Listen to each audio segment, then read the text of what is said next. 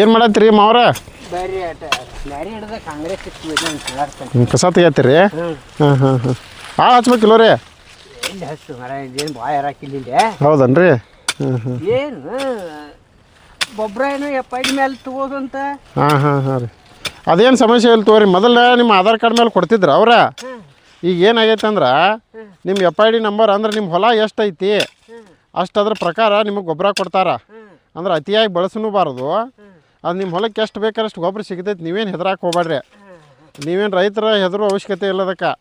ಅದನ್ನು ಯಾಕೆ ಮಾಡ್ಯಾರ ಅಂತಂದ್ರೆ ಏನಾಗತ್ತಂದ್ರೆ ಯೂರಿಯಾ ಗೊಬ್ಬರದಿಂದ ಜವಳಿ ತಯಾರು ಮಾಡೋಕ್ಕಲ್ಲ, ಪ್ಲೌಡ್ ತಯಾರು ಮಾಡೋಕೆ, ಈ ದನಕರುಗಳಿಗೆ ಆಹಾರ ತಯಾರು ಮಾಡ್ತಾರಲ್ಲ ಅದಕ್ಕೆ ಇಂಥದಕ್ಕೆಲ್ಲ ಉಪಯೋಗ ಮಾಡತ್ತಾರ. ಹಿಂಗಾಗಿ ರೈತರಿಗೆ ಸರಿಯಾದ ಸಮಯಕ್ಕೆ ಸರಿಯಾಗಿ ಸಿಗವಲ್ದದ.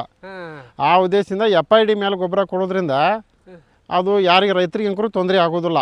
ಅದ್ರ ಸಂಬಂಧ ಇಷ್ಟಾಗಿ. ಹಾಂ ಈಗ ನಮ್ಮ ಭೂಮಿ ಕಡಿಮೆ ಐತಿ. ಹಾಂ ಲವಣಿ ಪವಣಿ ಹಿಡ್ದಾಡಿದ್ದೀವಿ.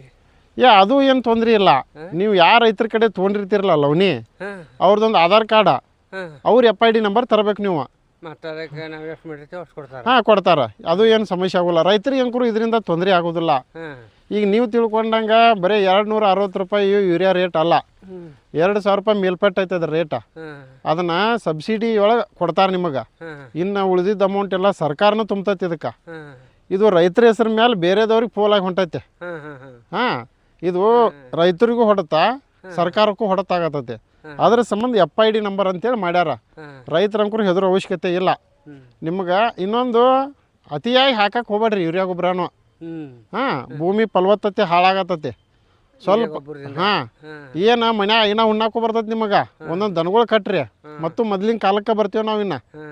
ಹಾಂ ಸ್ವಲ್ಪ ಗೊಬ್ಬರ ಕಡಿಮೆ ಇದನ್ನು ಮಾಡಿರಿ, ಉಪಯೋಗ ಮಾಡಿರಿ ಭೂಮಿಗೆ. ಹಾಂ ಅಂದ್ರೆ ಮುಂದಿನ ಪೀಳಿಗೆ ಅವ್ರಿಗಾರ ಉಪಯೋಗ ಆಗ್ಬೇಕಾದ.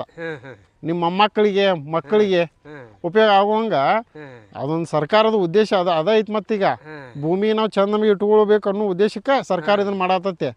ಬೇಕಲ್ಲ ನಾವು ಅಷ್ಟು ತಿಂದು ಹೋದ್ರೆ ಹಿಂದಿನವ್ರಿಗೆ ಬೇಕು ಬೇಡ. ಹಾಂ ನೀವೇನು ಹೆದರೋ ಅವಶ್ಯಕತೆ ಇಲ್ಲ ತೊಗೊಂಬ. ಹಾಂ ಸಿಗ್ತೈತಿ ಏನಿಲ್ಲ. ಈಗ ನಿಮ್ಮ ಹೆಸರಲ್ಲೇ ತುಡುಗ್ಲೆ ಒಯ್ತಿದ್ರೆ ಅವೆಲ್ಲ ತಪ್ಪಕ್ಕೆ ಬಂದು ಅಕ್ಕಾವ ನೋಡ. FID ನಂಬರ್ ಇಲ್ಲೇ ಒಯ್ತಿದ್ರ ಅವಾಗ. ಈಗ ನೀ ಕೊಟ್ಟೆ ಅಂದ್ರೆ ಒಯ್ತಾರ ಅವರು. ಹಾಂ ಅದ್ರ ಸಂಬಂಧ ಮಾಡೈತಿದ. ನೀವೇನು ಹೆದರೋ ರೈತರ ಹೆದರೋ ಅವಶ್ಯಕತೆ ಇಲ್ಲ. ಮಾವ ಆ ರೈತ ಸಂಪರ್ಕ ಕೇಂದ್ರಕ್ಕೆ ಹೋಗಿ FID ಮಾಡೋದಿರ್ತಲ್ಲ, ಮಾಡಿಸಿನ ಇಲ್ಲ ನೀನು? ಐತೆ ಮಾಡಿಸಿ. ಈಗ ಸರ್ವೆ ನಂಬರ್ಗಳು ಒಂದೇ ಸರ್ವೆ ನಂಬರ್ ಮಾಡಿಸೋ, ಇಷ್ಟು ಸರ್ವೆ ನಂಬರ್ ಮಾಡಿಸೋ? ಇಲ್ಲ, ನೀನು ಮಾಡ್ಬೇಕಂದ್ರೆ ಈಗ ನಿಂದೊಂದು ಇಲ್ಲಿ ಈ 19 ಒಂದಿರ್ತೈತಿ, ಮತ್ತೊಂದು ಬೇರೆ 19 ಒಂದಿರ್ತೈತಿ. ಹಾಂ ಗರಗ್ ಹದ್ದ, ಕುರುಬಗಟ್ಟಿ ಹದ್ದ, ಮುಳುಮತ್ಲ ಹದ್ದ, ಹಿಂಗದು ಇರ್ತಾವೆ ಬೇರೆ ಬೇರೆ. ಆ ಹದ್ದಿನ ಎಲ್ಲ ಸರ್ವೆ ನಂಬರು ಸೇರಿಸಿ ನಿನ್ನ ಆಧಾರ್ ಕಾರ್ಡು, ಬ್ಯಾಂಕ್ ಪಾಸ್ಬುಕ್ಕು, ನಿನ್ನ ಹೊಲದ ಇಷ್ಟು ಸರ್ವೆ ನಂಬರ್ಗಳು ಉತ್ತಾರಗಳು ಹಾಂ ಇಷ್ಟು ಸೇರ್ಪಡೆ ಮಾಡಿದ್ರೆ ಎಲ್ಲ ಹೊಲಕ್ಕೂ ನಿನಗೆ ಗೊಬ್ಬರ ಸಿಗ್ತೈತಿ. ಹಾಂ ಆ ಉದ್ದೇಶ ಇಟ್ಕೊಂಡು ಹೇಳತ್ತೀನಿ.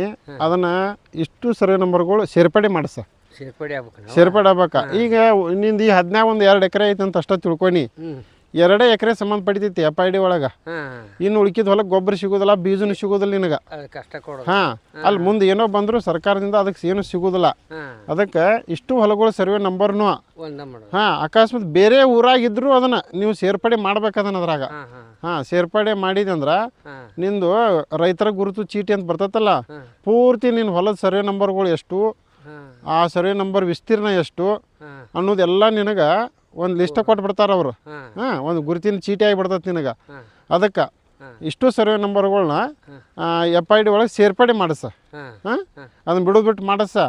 ನಾಳೆ ಬೀಜ ಕೊಡು ಮುಂದೆ, ಗೊಬ್ಬರ ಕೊಡು ಮುಂದೆ, ಬಿತ್ತಾಡೋ ಟೈಮ್ದಾಗ ಓಡಾಡಕ್ಕೆ ಹೋಗಬೇಡ. ಈಗ ಒಂದು ಸ್ವಲ್ಪ ಫ್ರೀ ಇದ್ದಾಗ ಅವರು ಸಾಹೇಬರು ಖಾಲಿ ಇರ್ತಾರೆ, ಈಗ ಅಧಿಕಾರಿಗಳು, ಅವಾಗ ಹೋಗಿ ಮೊದಲು ಮಾಡಿಸ್ಕೋ. ಅದನ್ನು ಮಾಡಿಸ್ಕ್ಯಾಸ ಅಂದ್ರೆ ನಿನಗೆ ಬಿತ್ತು ಟೈಮ್ದಾಗ ಓಡಾಟ ತಪ್ತತಿ.